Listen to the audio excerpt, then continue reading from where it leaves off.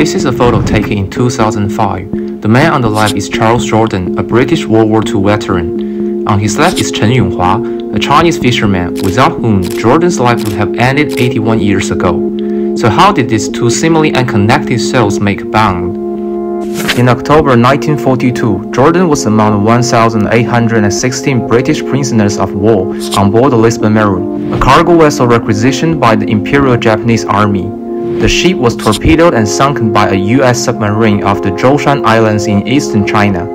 A total of 843 POWs died, while 384 were rescued by local fishermen. Jordan was one of them. So how did they manage to escape this giant metal grave?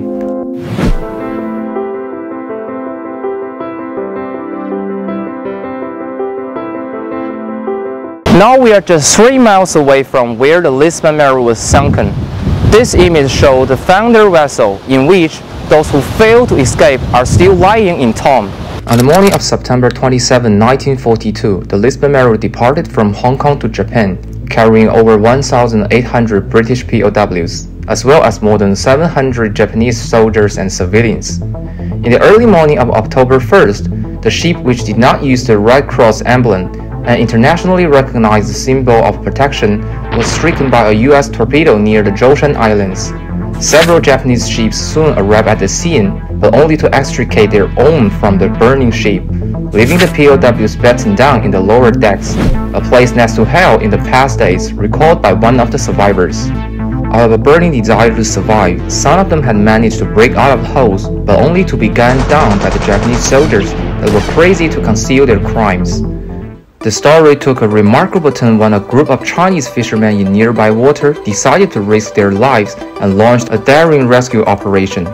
46 small wooden fishing boats like this were mobilized for a total of 65 trips. A total of 384 POWs were eventually moved to the island. More details about the rescue were also documented in a letter from the British Embassy to China's Ministry of Foreign Affairs. My father always said that he's got them to be grateful to for saving his life, that he wouldn't have survived otherwise. 因为当时的白桃是非常珍贵的，大家就是有些过年的时候稍微用一点，或者小孩子有什么身体不舒服的时候吃点白桃，他们家把最好的拿出来给那个孕妇去来接待孕妇。The next day, the entire island was sealed off by the Japanese army. A massive door-to-door manhunt was carried out by the heavily armed soldiers. Of the 384 POWs rescued, only 3 of them managed to avert the fate of being recaptured with the help of the brave fishermen. But how did they make it? The answer just lies here. This is where the 3 POWs were hidden by the local fishermen. It is called the Children's Cave, a place discovered by the local children when horsing around. Also, how this sanctuary got its name. Thanks to its hidden entrance and the fact that only one person can pass at a time, it provides a perfect shelter against the Japanese blanket search. 当年那个里斯本湾事件，我爷爷有地方让他们救了3个人，由我爷爷负责把他藏在这下面的石洞里面。我奶奶呢负责呢送饭，每天给他们送2次。那时候自己也没有白米饭，只能吃一些地瓜粥啊，什么地瓜一类、来瓜这一类东西。 Days later, the 3 were safely escorted to Chongqing when what happened during the sinking of Lisbon Maru was made known via the airwaves. The Japanese attempt to bury their atrocities was foiled. The rescue mission was completed, but the story and the camaraderie forged during the ordeal have lived on.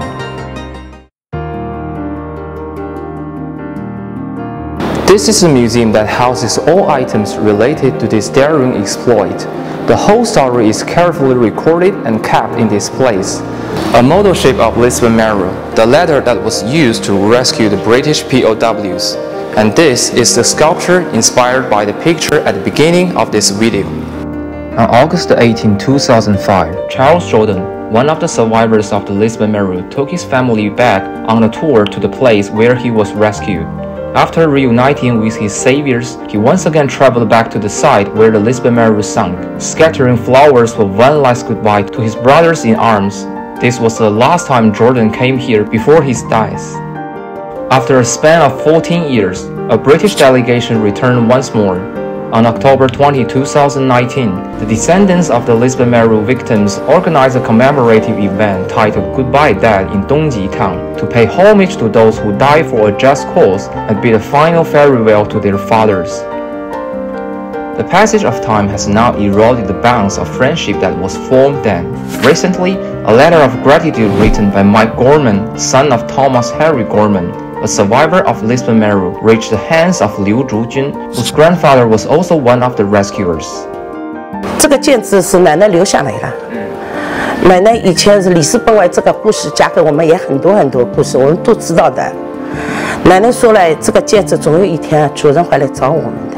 这个剑子是我们上一辈的友谊的见证，希望我们下一代继续留下去。